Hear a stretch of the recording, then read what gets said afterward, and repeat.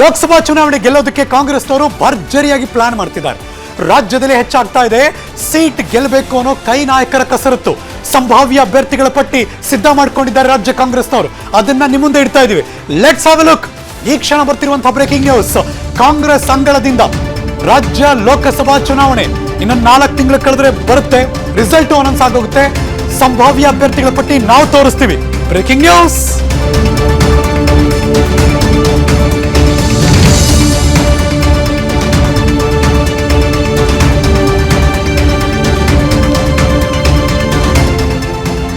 ಸಂಭಾವ್ಯ ಅಭ್ಯರ್ಥಿಗಳ ಪಟ್ಟಿ ಆನ್ ವಿಸ್ತಾರ ನ್ಯೂಸ್. 15ಕ್ಕೂ ಹೆಚ್ಚು ಕ್ಷೇತ್ರಗಳಲ್ಲಿ ಪ್ರಬಲ ಅಭ್ಯರ್ಥಿಗಳ ಕೊರತೆ ಇದೆಯಂತೆ.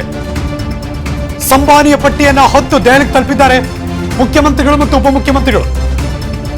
ಸಂಭಾವನೀಯ ಅಭ್ಯರ್ಥಿ ತಯಾರಿಗೆ ಸೂಚನೆ ಕೊಟ್ಟಿದ್ರು ಹೈಕಮಾಂಡ್ನವರು. 3 ಅಭ್ಯರ್ಥಿಗಳನ್ನ ಸೂಚಿಸಿದ್ರು. ಕೆಲವು ಕಡೆ ಒಬ್ಬರು ಸಮರ್ಥರಿದ್ದಾರೆ. ಕೊನೆಯ ಹಂತದಲ್ಲಿ ಕೆಲವೊಂದು ಹೆಸರು ಬದಲಾವಣೆಗೋ ಸಾಧ್ಯತೆಯನ್ನು ಕೂಡ ತಳ್ಳಿ ಹಾಕೋಕ್ ಸಾಧ್ಯ ಇಲ್ಲ. Congress ಪಾಳ್ಯದಿಂದ ಬರ್ತಿರುವಂತಹ breaking news. ಹಾಗಾದ್ರೆ ನಿಮ್ಮ ಲೋಕಸಭಾ ಕ್ಷೇತ್ರ, ಕರ್ನಾಟಕದ 28 ಲೋಕಸಭಾ ಕ್ಷೇತ್ರಗಳ ಪೈಕಿ ಕೈ ಸಂಭಾವ್ಯ ಆಕಾಂಕ್ಷಿಗಳ ಪಟ್ಟಿ ಯಾರಿದ್ದಾರೆ? Exclusive on Vistara news. LED screen ಅಲ್ಲಿ ಬರ್ತಾ ಹೋಗುತ್ತೆ, ನೀವು ನೋಡ್ತಾ ಹೋಗಿ. ಕೈ ಸಂಭಾವ್ಯ ಆಕಾಂಕ್ಷಿಗಳ ಪಟ್ಟಿ. ಬೀದರ್ನಲ್ಲಿ 3 ಜನ, ರಾಜಶೇಖರ್ ಪಾಟೀಲ್ರು, ವಿಜಯ್ ಸಿಂಗ್ ಮತ್ತು ಈಶ್ವರ್ ಖಂಡ್ರೆ. 3 ಜನ ಟಫ್ ಫೈಟ್. 3 ಜನ ಇದ್ದಾರೆ ಬೀದರ್ ಭಾಗದಲ್ಲಿ. ಕೈ ಸಂಭಾವ್ಯ ಆಕಾಂಕ್ಷಿಗಳ ಪಟ್ಟಿ. Let's move on. ಬೀದರ್ ಆದ್ಮೇಲೆ ಕಲಬುರಗಿಗೆ ಹೋಗೋಣ. ಕಲಬುರಗಿ ಕಡೆ ಹಿರಿಯರಿದ್ದಾರೆ. 3 ಜನ ಪವರ್ಫುಲ್ ಇದ್ದಾರೆ.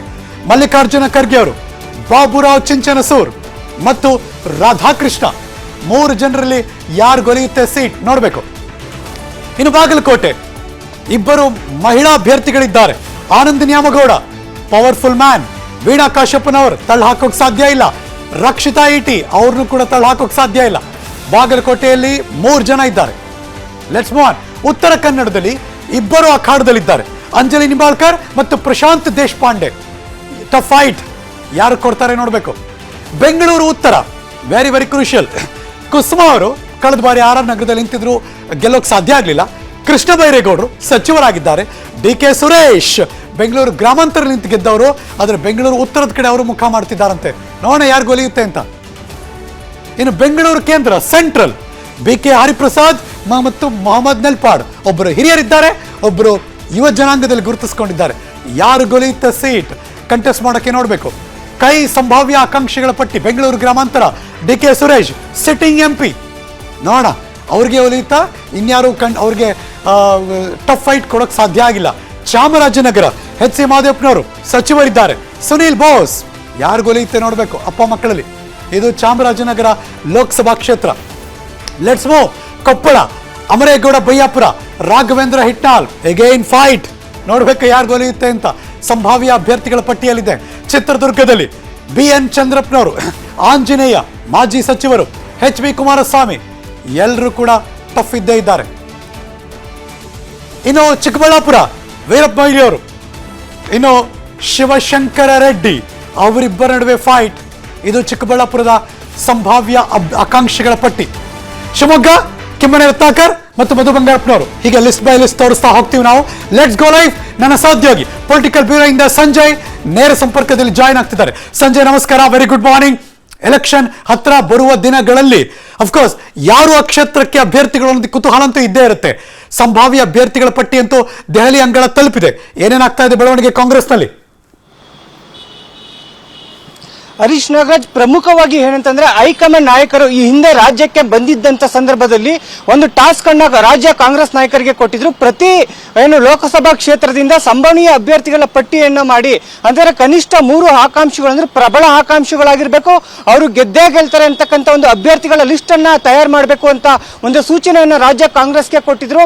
ತದನಂತರ CM ಅವ್ರ ಮನೆಯಲ್ಲಿ ಒಂದು ಬ್ರೇಕ್ಫಾಸ್ಟ್ ಮೀಟಿಂಗ್ ನಡೆಯುತ್ತೆ. ಬ್ರೇಕ್ಫಾಸ್ಟ್ ಮೀಟಿಂಗ್ ನಲ್ಲಿ CM ಸಿದ್ದರಾಮಯ್ಯನವರು ಏನು ಉಸ್ತುವಾರಿ ಸಚಿವರಿದ್ದಾರೆ ಆ ವ್ಯಾಪ್ತಿಗೆ ಬರ್ತಕ್ಕಂಥ ಲೋಕಸಭಾ ಕ್ಷೇತ್ರಗಳಿಗೆ ಪ್ರತಿ ಲೋಕಸಭಾ ಕ್ಷೇತ್ರದಿಂದ ಮೂರು ಪ್ರಬಲ ಅಭ್ಯರ್ಥಿಗಳನ್ನ ನೀವು ಲಿಸ್ಟ್ ಮಾಡ್ಕೊಂಡು ಬರಬೇಕು ಅಂತಕ್ಕಂಥ ಒಂದು ಟಾಸ್ಕ್ ಅನ್ನ ಕೊಟ್ಟಿದ್ರು. ಇವಾಗ ಹೈಕಮಾಂಡ್ ಭೇಟಿಗೆ ಸಿಎಂ ಮತ್ತೆ DCM ಹಾಗೂ ರಾಜ್ಯ ನಾಯಕರು ಹೋಗ್ತಾ ಇರ್ತಕ್ಕಂಥದ್ದು. ಇಂಥ ಸಂದರ್ಭದಲ್ಲಿ ರಾಜ್ಯ ಕಾಂಗ್ರೆಸ್ ನಾಯಕರು ಅಳೆದು ತೂಗಿ ಇಲ್ಲಿ 3 ಜನ ಲಿಸ್ಟ್ ಮಾಡಿಲ್ಲ ಅಂತಂದ್ರು ಯಾರು ಪ್ರಬಲರು ಇವ್ರಿಗೆ ಕೊಟ್ಟರೆ ಗೆಲ್ಲುವ ಸಾಧ್ಯತೆಗಳು ಹೆಚ್ಚು ಅಂತಕ್ಕಂಥ ನಿಟ್ಟಿನಲ್ಲಿ ಒಂದಷ್ಟು ಲಿಸ್ಟ್ ಅನ್ನು ಮಾಡ್ಕೊಂಡಿರ್ತಕ್ಕಂಥದ್ದು. ಇದು ಮೊದಲ ತಯಾರಿ ಅಂತ ಹೇಳ್ಬೋದು. ಇದರಲ್ಲೂ ಸಾಕಷ್ಟು ಬದಲಾವಣೆಗಳಾಗ್ಬೋದು. ಇಲ್ಲಿ ಪ್ರಮುಖವಾಗಿ ಗಮನಿಸಬೇಕಾಗಿರ್ತಕ್ಕಂಥದ್ದು ಕೆಲವು ಸಚಿವರುಗಳಿಗೂ ಸಹ ಹೆಸರುಗಳನ್ನ ರಾಜ್ಯ ಕಾಂಗ್ರೆಸ್ ನಾಯಕರು ಹೈಕಮಾಂಡ್ಗೆ ಕೊಟ್ಟಿರ್ತಕ್ಕಂಥದ್ದು. ಅಂದ್ರೆ ಇವರ ನಿಂತರೆ ಇಲ್ಲಿ ಗೆಲ್ಲಕ್ಕೆ ಸಾಧ್ಯ ಇರತಕ್ಕಂಥದ್ದು. ಹಾಗಾಗಿ ಇವರನ್ನ ನಿಲ್ಲಿಸುವ ಹೊಣೆಗಾರಿಕೆ ಹೈಕಮಾಂಡ್ಗೆ ಸೇರಿದ್ದು ಅಂತಕ್ಕಂಥ ನಿಟ್ಟಿನಲ್ಲಿ ಈಗ HC ಮಹದೇವಪ್ಪ ಮತ್ತೆ ಅವ್ರ ಮಗ ಚಾಮರಾಜನಗರದಲ್ಲಿ ಇರ್ತಕ್ಕಂಥದ್ದು. HC ಮಹದೇವಪ್ಪ ನಿಂತರೆ ಗೆಲುವು ಸಾಕಷ್ಟು ಸರಳ ಅಂತಕ್ಕಂಥ ನಿಟ್ಟಿನಲ್ಲಿ, ಹಾಗೆ ಕೃಷ್ಣ ಬೈರೇಗೌಡ ಅವರು ಬೆಂಗಳೂರು ಉತ್ತರದಿಂದ ನಿಂತರೂ ಗೆಲ್ಲುವ ಸಾಧ್ಯತೆ ಇದೆ. ಈ ನಿಟ್ಟಿನಲ್ಲಿ ಒಂದಷ್ಟು ಸಚಿವರುಗಳನ್ನು ಹೆಸರುಗಳನ್ನು ಸಹ ರಾಜ್ಯ ನಾಯಕರು ಹೈಕಮಾಂಡ್ಗೆ ಕಳಿಸಿರ್ತಕ್ಕಂಥದ್ದು.